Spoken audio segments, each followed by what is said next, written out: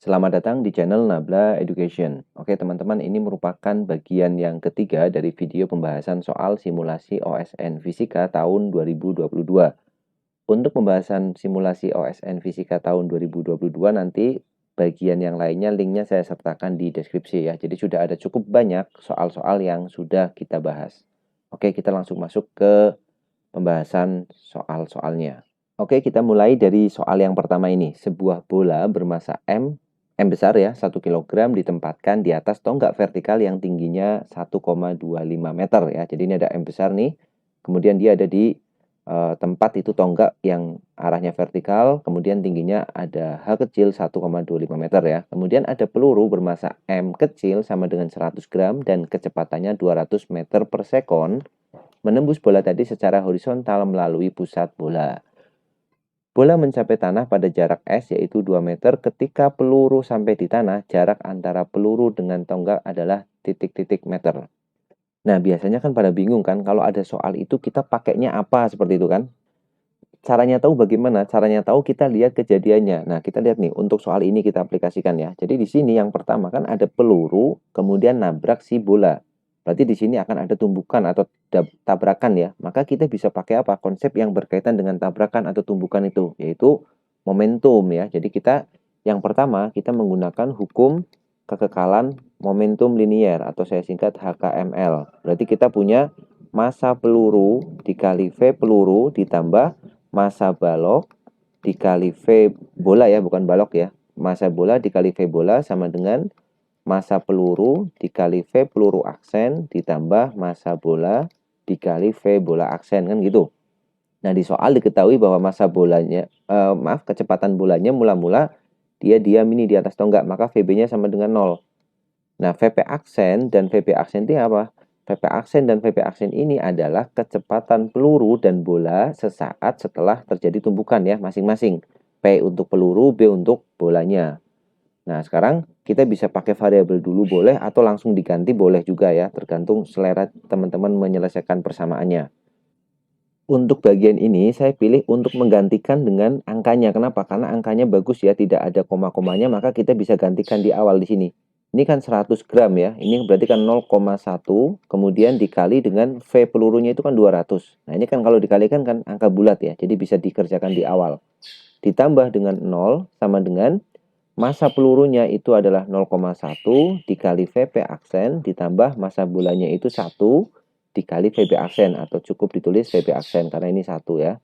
Kemudian nih 0,1 kali 200 itu 20 sama dengan 0,1 VP aksen ditambah dengan VB aksen. Ini persamaan yang pertama. Nah, kita baru dapat satu persamaan. Dapatnya dari apa? Dari hukum kekekalan momentum linier atau biasa di sekolah disebut hukum kekekalan momentum gitu aja. Kemudian, apalagi yang bisa kita pakai? Kita lihat geraknya tuh. Si bola dan si peluru setelah terjadinya tumbukan itu atau tabrakan itu, mereka bergerak dengan lintasan yang parabola. Maka kita bisa analisis pakai persamaan pada gerak parabola gitu ya. Jadi yang kedua kita pakai persamaan pada gerak parabolanya ini. Nah, kita lihat satu-satu. Yang pertama, kita lihat dulu yang massa besar nih. Massa besar itu kan menempuh jarak sejauh S. Ingat ya, kalau gerak parabola itu ke arah horizontal, itu dia geraknya GLB. Sedangkan ke arah vertikal, dia geraknya GLBB. Nah, kita lihat dulu yang ke arah horizontal nih. Ke arah horizontal itu untuk yang bola ya. Untuk yang bola, kita akan punya apa? Yang pertama, S itu sama dengan VB aksen dikali T. Karena geraknya GLB, V kali T aja. Nah, S-nya udah ada kan di soal, angkanya juga mudah saya kira, yaitu 2 meter, kita masukkan aja. Berarti 2 sama dengan VB aksen belum tahu, T-nya belum tahu. Kita buat aja VB aksen kali T. Ini persamaan yang kedua. Kemudian masih di bola, kita lihat jatuhnya dia. Dia jatuh menempuh ketinggian H ini. Maka kita bisa pakai persamaan gerak parabola yang untuk vertikal, yaitu Y sama dengan Y0 plus V0Y kali T. Ya, kemudian di sini dia jatuh ke bawah ya, jadi ini dipercepat plus setengah GT kuadrat. Nah, seperti ini. Atau mau pakai persamaan yang normal juga boleh, misalkan G-nya ke bawah dibuat langsung positif, itu juga bisa. Atau kita bisa lihat ini aja ya, kita bisa pakai persamaan ini boleh, atau kita bisa sederhanakan nih persamaannya sebenarnya. Ini kan jarak yang ditempuh oleh bola ke bawah itu kan H kan. Jaraknya sama dengan V0 ke arah sumbu Y kan 0. Di sini semuanya tidak punya V0 Y. V0 Y-nya semuanya sama dengan 0. Baik bola maupun peluru. Karena gerakannya kecepatannya vertikal semua. Horizontal semua. Berarti langsung aja jarak sama dengan V0 Y kali T dipercepat plus setengah GT kuadrat. Ini juga boleh ya. Jadi teman-teman pilih aja. Yang penting tahu konsep mana yang dipakai dan dipilih itu sama aja. Maka kita dapat nih, ini 0 kan, karena V0 ini 0. Berarti kita dapat H sama dengan setengah dikali G dikali T kuadrat. Ya, T ini waktu yang diperlukan untuk jatuh ini.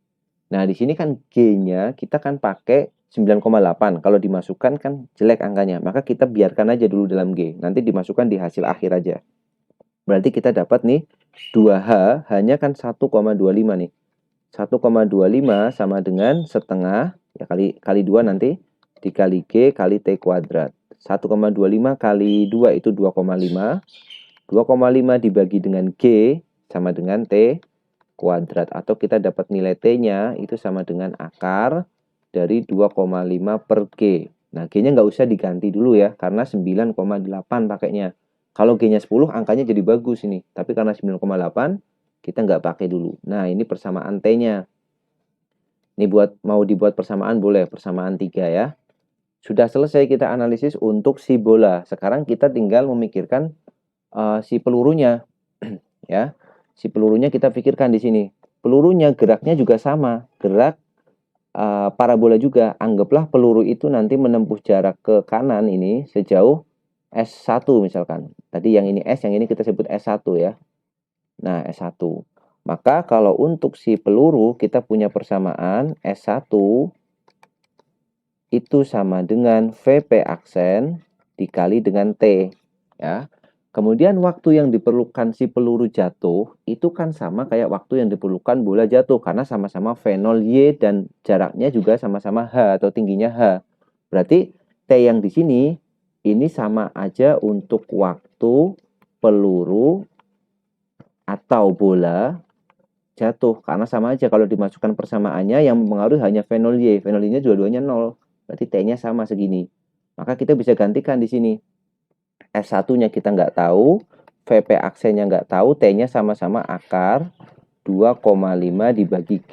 Nah, simpan dulu ini jadi persamaan yang keempat ya. Yang untuk peluru kita nggak mencari lagi T-nya karena sama dengan T yang ada di sini. Oke, berikutnya yang kita cari kan S1. Padahal kita belum tahu VP aksen dan belum tahu dari VP aksen juga. Maka kita mulai selesaikan ini persamaan. Kita mulai dengan persamaan 3 masuk ke persamaan 2 ya. Jadi kita mulai dari 3, kita masukkan ke 2. Tujuannya apa? Tujuannya untuk mencari VB aksen. Nah, kalau ketemu VB aksen, otomatis VP aksennya juga akan ketemu kan? Pakai persamaan 1. Itu ya, urutannya seperti itu. Jadi, kita masukkan 2 sama dengan VB aksen dikali akar 2,5 per G. Maka, ini boleh dimulai dihitung boleh atau nanti dihitungnya juga boleh sama aja ya.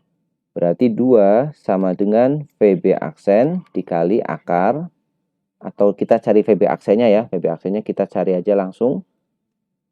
Dengan mengganti subjeknya menjadi VB aksen, kita akan dapat di sini VB aksen berarti sama dengan 2 akar dibalik aja. G dibagi 2,5.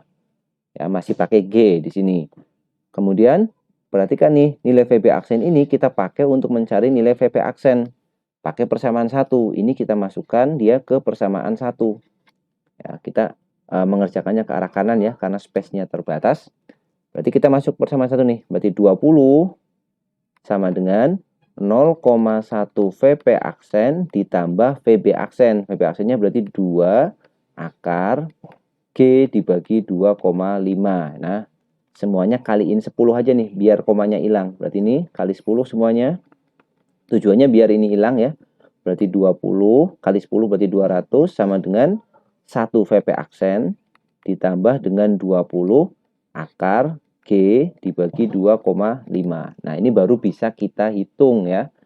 Kemudian kita dapat nilai dari VP aksennya berapa di sini? Berarti VP aksen itu sama dengan 200 dikurangi 20 akar G per 2,5. Oke, seperti itu ya.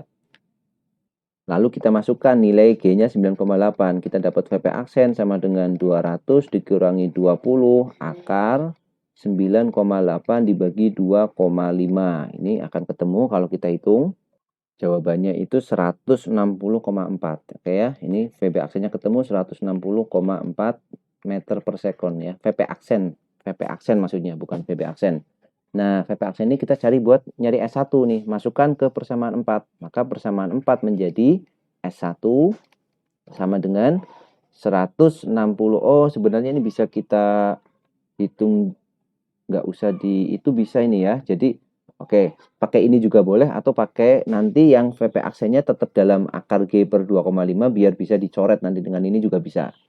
Ya, atau kita hitung manual juga boleh. Jadi di sini 160,4 dikali akar 2,5 per 9,8. Ya, berarti ini sama dengan ketemunya 81,01 ya. 81,01 meter gitu kan. Nah, ini kalau kita belum membulatkan dulu ya. Yang dicari itu kan jaraknya kan.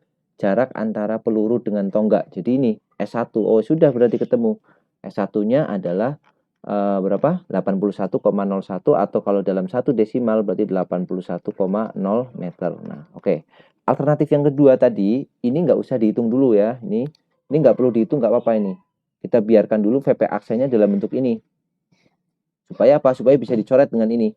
Dengan yang mana tadi? Dengan yang akar 2,5 per G ini. Coba ya, kita hitung apakah jawabannya akan mendekati. Harusnya mendekati nih alternatif perhitungannya. Jadi S1 sama dengan VP aksennya itu 200 dikurangi 20 akar G dibagi 2,5. Harusnya sih sama harusnya. Dikali dengan 2 akar dikali dengan 2, akar dari 2,5 per G ya, persamaan 4 ini. Persamaan yang ini. Jadi akar 2,5 per G. Oke, maka kalau kita hitung ini sama dengan kalikan satu-satu. Berarti 200 akar 2,5 per G dikurang dengan 20 dikali ini. Ini kali ini kan 1 kan, hilang kan, dikurangi 20. Itu harusnya sama hasilnya ya.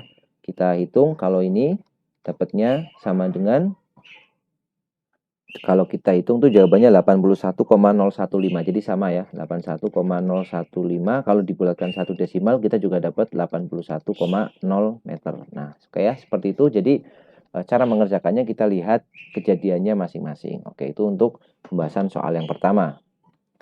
Sekarang kita lanjut ke nomor yang kedua. Gaya F bekerja pada sebuah balok es bermassa 3 kg yang dapat bergerak sepanjang sumbu X. Oke, ini gerakannya di sumbu X. Kemudian komponen gaya Fx sebagai fungsi waktu terlihat pada gambar di samping.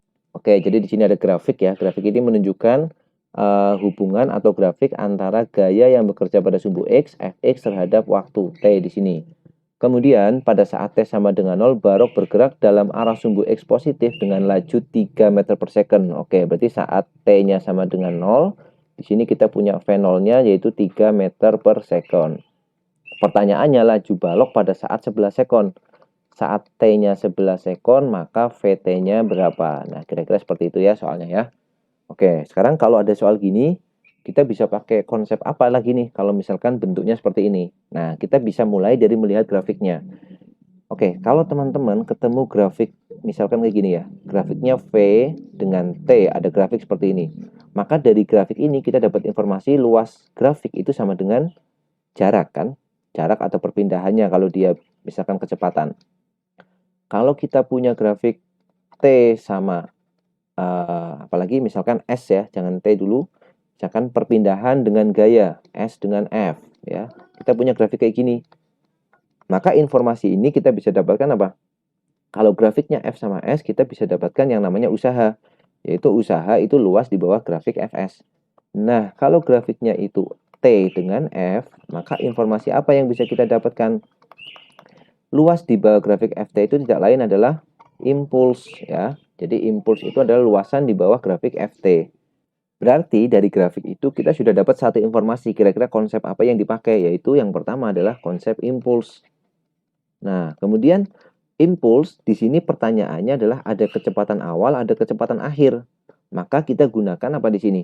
Impuls itu tidak lain sama dengan perubahan momentum. Kenapa mikirnya momentum? Ya karena ada perubahan kecepatan.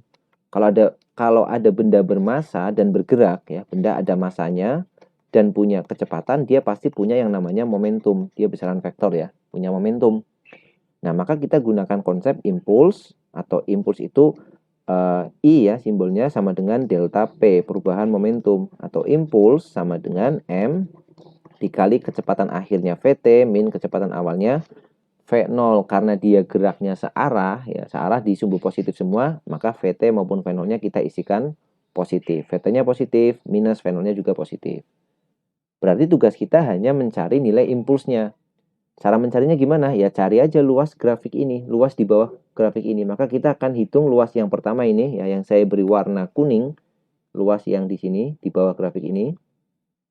Nah, dia letaknya di atas sumbu horizontal di sana. Maka luas ini luas yang positif nih. Karena impuls itu besaran vektor. Nah, karena dia besaran vektor, maka arahnya menentukan. Kalau di grafik pun atas bawahnya juga menentukan. Kalau di atas di sini sumbu x y positif ya. Kalau fx-nya kita anggap y, maka dia positif. Kalau f yang di bawah ini, misalkan pakai warna yang biru ini ya, warna yang biru kayak gini, maka yang di bawah ini nilainya negatif kayak gitu ya. Oke, sekarang kita lihat yang warna kuning dulu.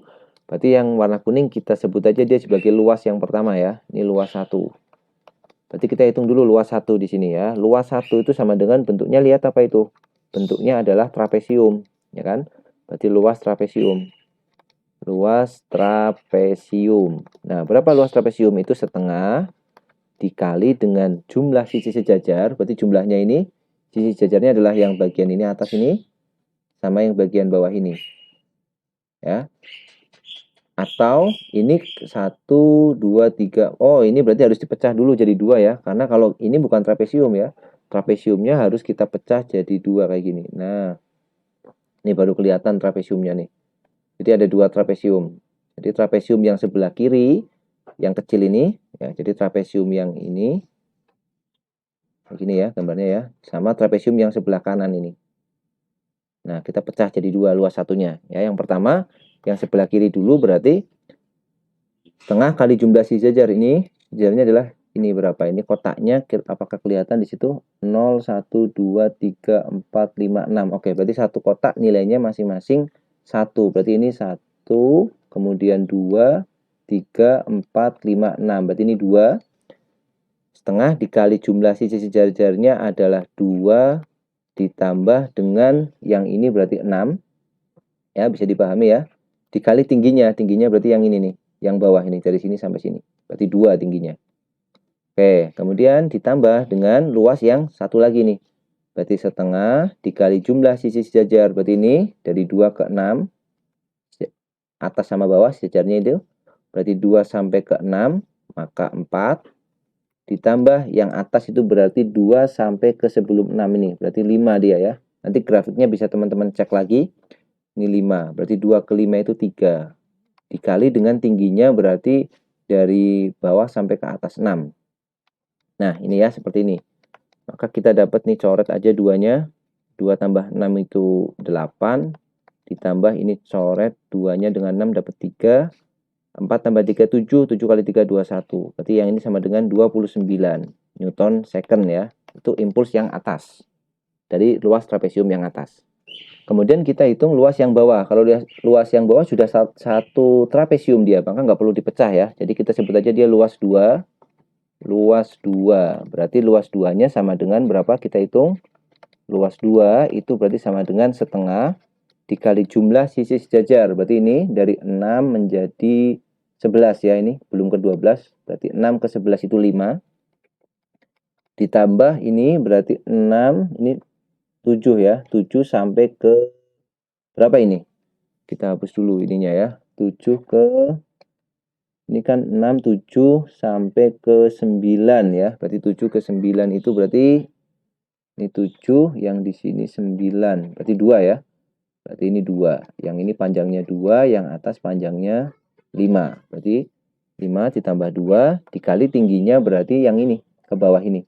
Berarti dari 0 sampai ke negatif 4 ini tingginya. Berarti 4 ya. Sama dengan 2-nya kita coret dengan 4, dapat 2. 5 tambah 2 itu 7, kali 2 14. 14 tapi di bawah maka dia negatif ya. Negatif 14 Newton second.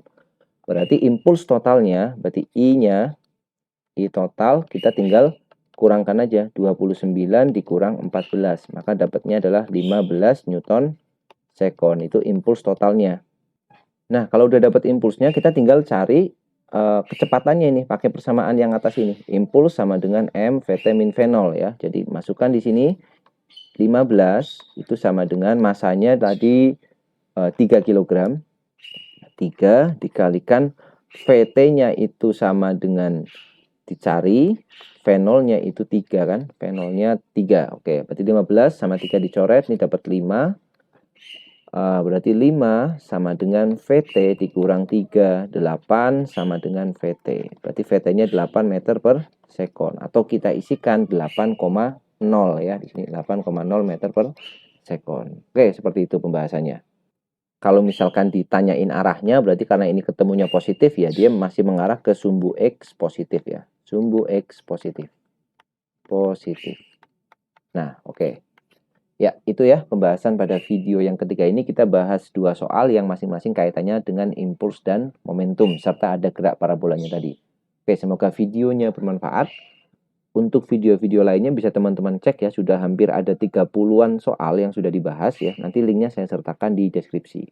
Terima kasih yang sudah menyaksikan video ini. Semoga videonya bermanfaat dan kalau misalkan ada kesalahan atau ada ketidaktepatan dalam saya membahas soal ini, silahkan sampaikan aja komentarnya di komentar ya, atau kritiknya sampaikan di komentar. Nanti kalau memang itu betul, saya pin komennya supaya nanti yang lain kalau melihat video ini bisa tahu koreksinya. Oke, terima kasih. Sampai jumpa di video selanjutnya.